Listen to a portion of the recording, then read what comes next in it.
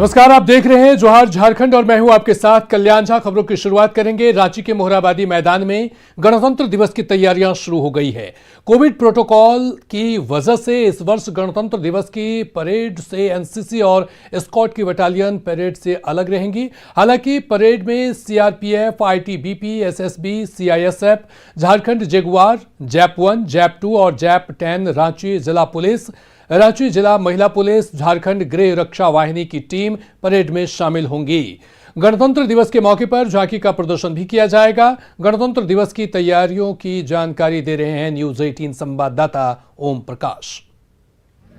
गणतंत्र दिवस को लेकर रांची के मोरहाबादी मैदान में तैयारियां शुरू हो चली हैं। एक तरफ जहां देख सकते हैं कि जो तमाम तैयारियां हैं, बैरिकेटिंग हो या फिर लोगों के बैठने की जगह, उसकी मुकम्मल तैयारी की जा रही है, तो वहीं दूसरी तरफ जो परेड को लेकर यहां पर रिहर्सल जो है वो शुरू किया जा रहा है। कोविड प्रोटोकॉल के तहत इस बार एनसीसी और स्काउट की टीमें परेड में हिस्सा नहीं ले रही है, लेकिन जो आईटीबीपी, सीआईएसएफ, सीआरपीएफ सहित झारखंड जगुआर हो या फिर रांची जिला पुलिस, तमाम बटालियन जो है इसमें हमें देखने को मिलेंगी, जो कि यहां पर परेड करती हुई नजर आएंगी 26 जनवरी के मौके पर। फिलहाल बता दें कि कोविड को ध्यान में रखते हुए तमाम इंतजामात किए जा रहे हैं। जो भी लोग परेड में मौजूद रहेंगे उन्हें लोगों से दूरी बनाने का निर्देश दिया गया है, ताकि ये लोग जो रहें वो स्वस्थ रहें, कोई भी पॉजिटिव न हो, इसके लेकर भी विशेष रूप से ध्यान दिया गया है। तो देख सकते हैं आज से ये रिहर्सल जो है वो शुरू हो रही है और इसको लेकर मुकम्मल तैयारियां जो है वो इस वक्त हमें रांची के मोरहाबादी मैदान में देखने को मिल रही है। तो 26 जनवरी के परेड को लेकर जो झांकी है उसको भी पीछे में निर्माण कराया जा रहा है, ताकि जो झांकियां हैं वो भी निकले और तमाम तैयारियां उसको लेकर भी की जा रही हैं। तो रांची के मोरहाबादी मैदान में जो परेड को लेकर रिहर्सल है वो शुरू हो चला है और कहीं ना कहीं कहा जाए तो 26 जनवरी को यादगार बनाने के लिए तमाम जो फोर्सेज हैं वो अपना सब कुछ लगा रही हैं ताकि परेड शानदार हो। कैमरामैन संजीव तिवारी के साथ ओम प्रकाश, न्यूज 18 रांची। उधर रांची में ठंड का कहर बढ़ता ही जा रहा है। हालांकि मौसम काफी हद तक साफ है, लेकिन ठंड की वजह से रांची में जनजीवन प्रभावित है। तापमान में आई गिरावट की जानकारी दे रहे हैं न्यूज 18 संवाददाता ओम प्रकाश।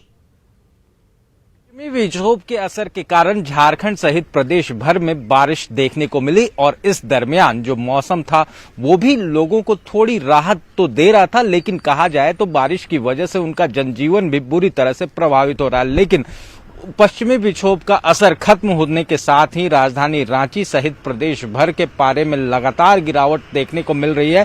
मौसम विभाग की भी माने तो आने वाले दिनों में फिर एक बार ऐसी असर देखने को मिल सकती है। 22 तारीख से जो बारिश की संभावना है वो भी व्यक्त की जा रही है। लेकिन आपको बता दें कि जो अभी वर्तमान में जो शीतलहर की वजह से पारा जो है वो 10 डिग्री के नीचे चला गया है।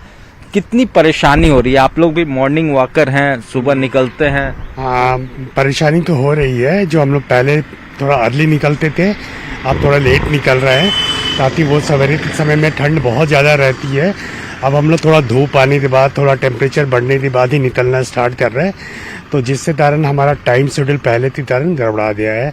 ये सब चीज़ें तो अमूमन देखा जाता था रांची की अगर बात की जाए तो 14 के बाद जो मौसम है वो इतना ठंड नहीं रहता था, लेकिन इस बार जो ठंड है वो कुछ ज्यादा ही पड़ रही है। तो कितना परेशानी इश्यू तो हुआ है। सबसे ज्यादा क्या है, घर में जो छोटे छोटे बच्चे हैं उनको लेकर के हुआ है, क्योंकि सर्दी खांसी मॉडली मौसम चेंज हुआ है उसकी वजह से, क्योंकि कहीं नहीं हम लोग भी इफेक्टेड हैं। देखिए, और आज जो हम करीब 6 बजे घर से निकलते थे, 8 बज रहा है, तो थोड़ी सी नॉर्मल रूटीन तो चेंज हुआ है। और जो बीमारी अगर चले घर है वो इश्यू हो जाता है। और कोरोना काल का एक तो फिर से लहर चल रही है, उस बीच में आपका घर में अगर ऐसा कुछ होता है तो थोड़ा सा टेंशन स्वाभाविक बढ़ जाता है। बिल्कुल पैनिक, बिल्कुल। तो कहा जाए तो मौसम की वजह से आम लोग हों या फिर खास सभी के सभी परेशान हैं।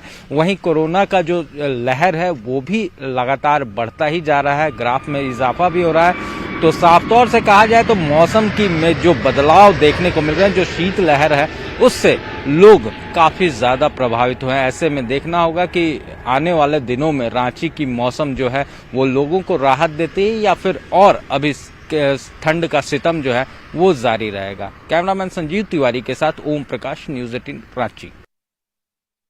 7वीं जेपीएससी मेंस परीक्षा पर रोक लगाने से झारखंड हाईकोर्ट ने इनकार कर दिया है। झारखंड हाईकोर्ट में 7वीं जेपीएससी परीक्षा को लेकर सुनवाई हुई, जिसके बाद कोर्ट ने मुख्य परीक्षा पर रोक लगाने से कोर्ट ने इनकार किया है। कोर्ट ने कहा है कि प्रिजम्पशन पर परीक्षा पर रोक उचित नहीं है। पीटी में आरक्षण को नियम विरुद्ध बताकर कोर्ट में याचिका दायर की गई थी। अब कोर्ट ने राज्य सरकार और जेपीएससी से 6 हफ्ते के भीतर जवाब देने के निर्देश दिए हैं। 28 जनवरी से 7वीं जेपीएससी की मुख्य परीक्षा होनी है।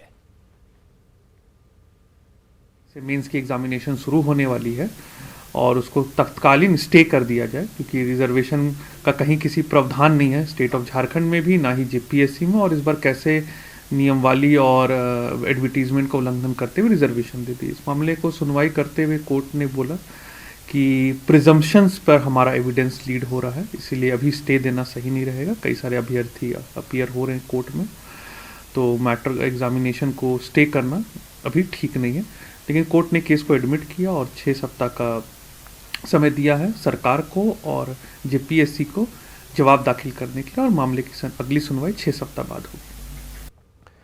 झारखंड में मनरेगा घोटाले का जिन्न जल्द ही कानूनी चिराग से बाहर निकलता नजर आएगा। खूंटी और चतरा में बड़े पैमाने पर हुए इस घोटाले में कई बड़े अधिकारी के नाम सामने आ रहे हैं।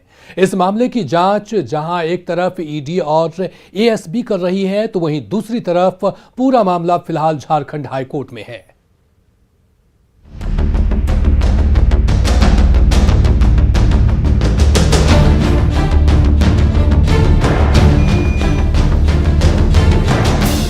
राज्य में मनरेगा योजना में घोटाले की खबर अक्सर सुर्खियों में रहती है, लेकिन खूंटी में 2016 से 2021 के बीच हुए मनरेगा घोटाले ने एक बड़ी सनसनी पैदा कर दी थी।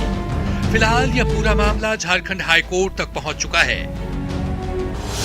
इस घोटाले में जूनियर अभियंता राम विनोद सिन्हा ईडी और एएसबी की जांच में दोषी पाए गए थे। राम विनोद सिन्हा के खिलाफ विभागीय कार्रवाई भी हुई थी, लेकिन जांच बड़े अधिकारियों तक नहीं पहुंच पाई थी।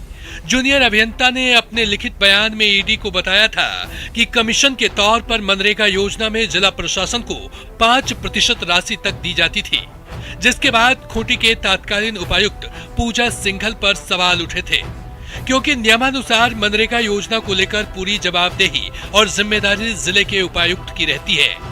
लेकिन उस समय पूरी जांच जूनियर अभियंता राम विनोद सिन्हा तक ही सिमट कर रह गई थी। उस समय जांच अधिकारी अमरेंद्र प्रताप सिंह ने तत्कालीन खूंटी उपायुक्त को क्लीन चिट दे दी थी, जिसके बाद झारखंड हाईकोर्ट में अरुण कुमार दुबे की ओर से एक जनहित याचिका दायर की गई, जिस पर कोर्ट ने कहा कि आखिर जांच का दायरा छोटे अधिकारियों तक ही सीमित क्यों रह जाता है। खूंटी में मनरेगा बहुत चर्चित मामला हुआ था, उसमें उसकी जांच हुई थी। जांच ईडी के द्वारा भी किया गया और एसीबी के द्वारा भी किया गया, लेकिन आश्चर्य की बात यह है कि जांच सिर्फ उनके कनीय पदाधिकारी राम विनोद सिन्हा, जो सबसे छोटे पदाधिकारी हैं, उन तक ही सीमित रहा। सारा दोष, सारा चीज़ सब पर उन पर आरोप हुआ, लेकिन उस समय तत्कालीन उपायुक्त पर कोई कार्रवाई नहीं की गई। इवन उसके बाद जांच कमेटी द्वारा सरकार उनको क्लीन चिट भी दे देती है। सबसे आश्चर्य की बात यही है कि मनरेगा एक्ट में किसी न किसी रूप में उपायुक्त दोषी है अगर किसी तरह का कोई घोटाला होता है तो, लेकिन उनको सरकार द्वारा पूरी रूप से क्लीन चिट दे दिया गया। इसी को लेकर हमने हाईकोर्ट में मामला दर्ज किया है। इसी को आधार बनाया है कि एक जब कनीय पदाधिकारी उसके लिए दोषी है तो वरीय पदाधिकारी दोषी क्यों नहीं है। मामला सिर्फ खूंटी और चतरा के मनरेगा घोटाला तक ही सीमित नहीं है, बल्कि पलामू के Usha Martin private limited Kathautia coal block परियोजना के लिए जमीन खरीद प्रक्रिया में अरबों की हेराफेरी का मामला सामने आया है। उस समय भी पलामू की तत्कालीन उपायुक्त पूजा सिंघल ही थी। मामला सरकारी राजस्व को नुकसान पहुंचाने का था, जिसमें पलामू की तत्कालीन उपायुक्त पूजा सिंघल, तत्कालीन भू अर्जन पदाधिकारी उदयकांत पाठक, तत्कालीन पलामू जिला अवर निबंधक और पंडवा अंचल अधिकारी आलोक कुमार की भूमिका सामने आई। इसको लेकर पलामू प्रमंडल के तत्कालीन उपायुक्त एनके मिश्रा ने प्रधान सचिव क्रमिक प्रशासन सुधार एवं राज्य भाषा विभाग को 29 जनवरी 2015 को पत्र लिखा था। पत्र में साफ लिखा है कि तत्कालीन उपायुक्त ने अपने स्तर से अधिनियम की धारा 49 के तहत उपायुक्त की शक्तियों का इस्तेमाल करते हुए जमीन के क्रय विक्रय पर अपनी सहमति दी है। पलामू कठौतिया कोल माइंस आवंटन को लेकर जांच किया गया था। आयुक्त महोदय द्वारा जांच किया, उसमें कुछ जमीन आवंटन में उपायुक्त को दोषी बताया गया था, कंप्लेन हुई थी, तो वहाँ के आयुक्त महोदय ने उसका जांच किया था और अपने जांच में उन्होंने वहाँ के तत्कालीन उपायुक्त को दोषी भी पाया था। दोषी के लिए उन्होंने प्रधान सचिव को लिखा भी था। लेकिन आश्चर्य की बात यह है कि उसके बाद फिर जाँच आगे बढ़ी नहीं, फिर जाँच वहीं की वहीं रह गई, क्योंकि वो किसी बड़े पदाधिकारी से संबंधित था। तो झारखंड में ये बड़े पदाधिकारी पर कोई कार्रवाई नहीं होती। इस तरह मामलों का खुलासा आरटीआई के तहत मांगी गई जानकारी से हुआ है। जाहिर है पूरा मामला कोर्ट में है। हमने पूजा सिंघल से भी पूरे मामले पर प्रतिक्रिया जानने की कोशिश की, लेकिन उनसे बात नहीं हो सकी। हमने इस पूरे मामले में आईएएस अधिकारी पूजा सिंघल से उनका पक्ष जानने की भी कोशिश की। हम रांची में नेपाल हाउस स्थित उनके कार्यालय में भी पहुंचे, लेकिन उनसे कोई संपर्क नहीं हो सका। हमने उनके ऑफिशियल ईमेल आईडी पर भी सवाल छोड़े हैं, लेकिन अभी तक कोई जवाब नहीं आया है। फिलहाल जिस तरीके से आरोप लगे हैं, तमाम आरोपों पर जांच की मांग की गई है और मामला झारखंड हाई कोर्ट में है। संजय कुमार सिन्हा, न्यूज़ 18, रांची। हजारीबाग में 7 साल पहले बनकर तैयार उप स्वास्थ्य केंद्र उद्घाटन की राह जो रहा है।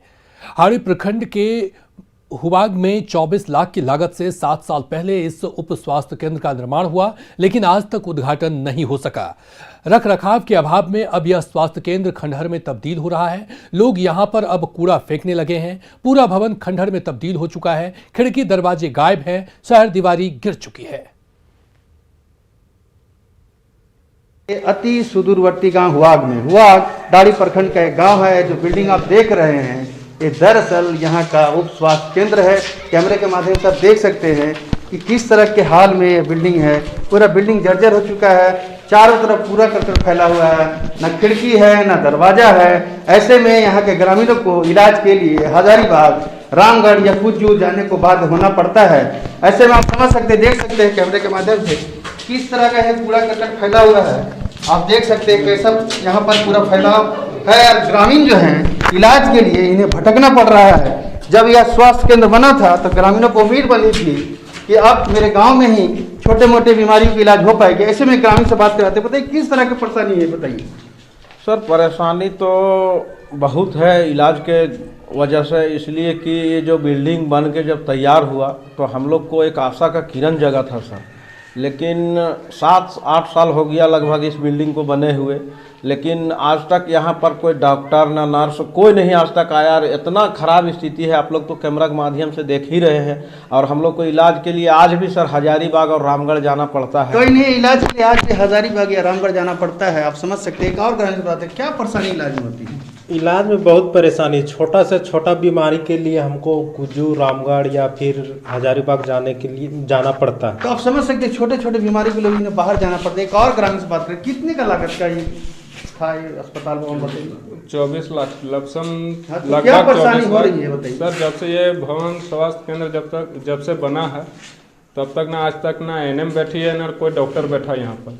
हाँ, जैसे हम ग्रामीणों का इससे तो आप समझ सकते हैं ना, ये एनएम बैठी है ना डॉक्टर बैठी है। आपको हजारीबाग जाना पड़ता है इलाज के लिए। हजारीबाग चूंकि यहाँ से 45 किलोमीटर दूर है, यहाँ आने का सही रास्ता भी नहीं है। एक और ग्रामीण से हम बात कराते हैं, बताइए इस भवन के बारे में क्या जानकारी है? सर ये भवन 7 साल पूर्व बना था, मगर आज देखिए जर्जर के हिसाब से ना यहाँ नर्स ना डॉक्टर यहाँ कोई नहीं बैठता। हम लोगों को बहुत परेशानी उठानी पड़ती है इलाज के लिए।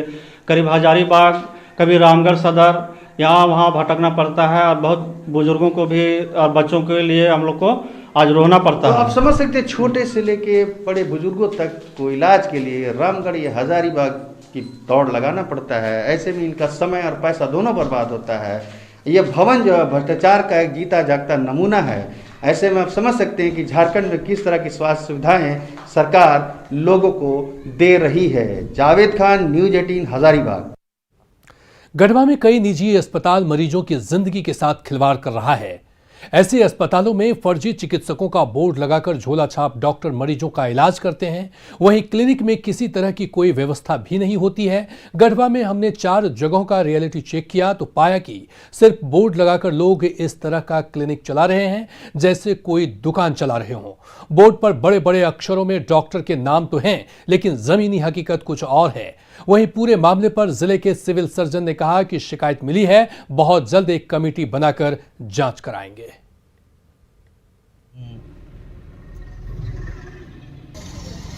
जनरल जो है सब बीमार के इलाज होते हैं और surgery, normal delivery, caesarean, appendicitis, piles, stone, TB stone, ये सब का सर्जरी होता है। तो ये डॉक्टर बाहर से आते हैं कि? हाँ, डॉक्टर बाहर से आते हैं, मकबूल सर आते हैं, सर्जन।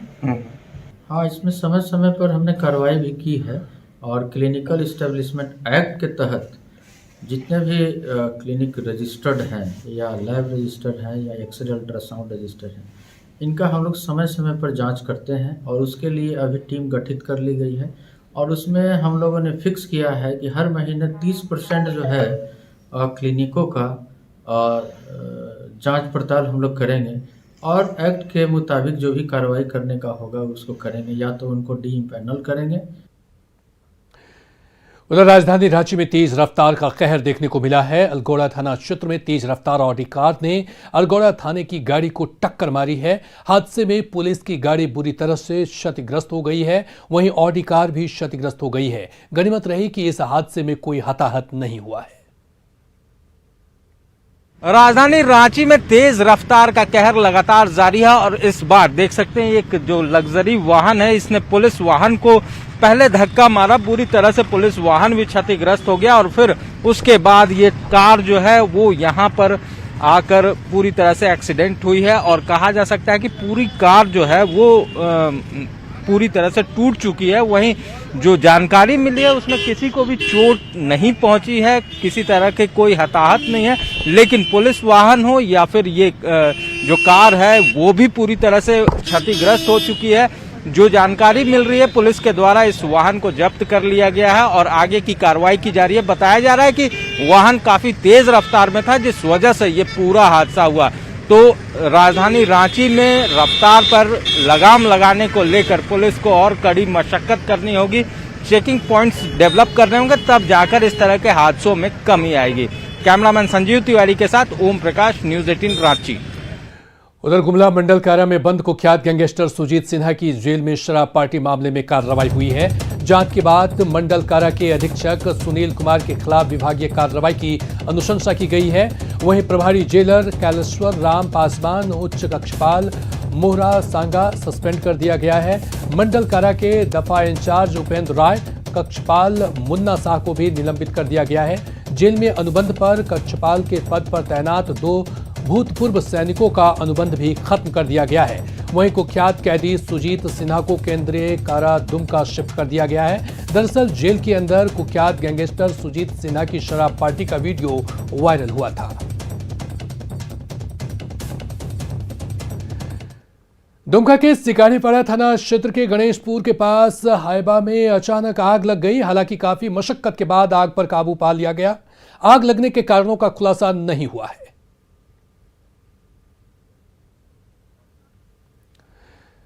राज्य के ग्रामीण इलाकों में नशे के खिलाफ प्रशासन ने अभियान चलाया है। पुलिस ने नामकुम थाना के नामचुआ गांव में अफीम की फसल को नष्ट किया है। प्रशासन की टीम ने 3 एकड़ में लगी अफीम की फसल को नष्ट किया है। रांची एसएसपी के निर्देश पर नशे की फसलों को नष्ट किया जा रहा है।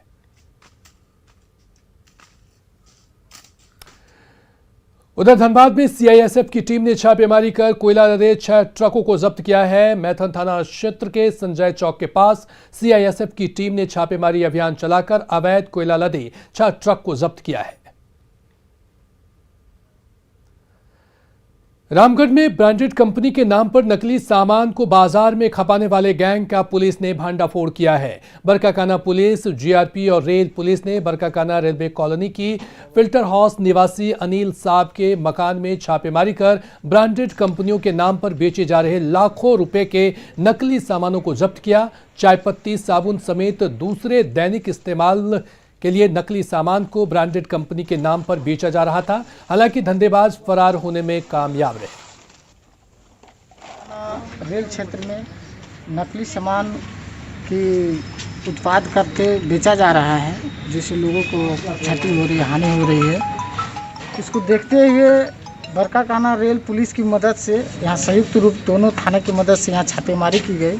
भारी मात्रा में हार्पिक, गुलाब जल और वगैरह वगैरह कुछ सामान है। और उधर धनबाद महिला थाने में एक प्रेमी युगल जोड़ी का कई घंटों तक ड्रामा चला। दरअसल प्रेमी ने जब शादी से इनकार कर दिया तो लड़की अपना प्रेम पाने के लिए थाने पहुंच गए। शिकायत के बाद पुलिस ने प्रेमी को गिरफ्तार कर हाजत में बंद कर दिया। थाने में महज 1 घंटे भर रह जाने की से ही लड़की के होश ठिकाने आ गए और शादी के लिए राजी हो गया, जिसके बाद प्रेमिका ने अपनी शिकायत वापस ले लिया और महिला थाना परिसर स्थित मंदिर में ही प्रेमी युगल की शादी करा दी गई। वहां मौजूद लोगों ने वर वधू को आशीर्वाद भी दिया।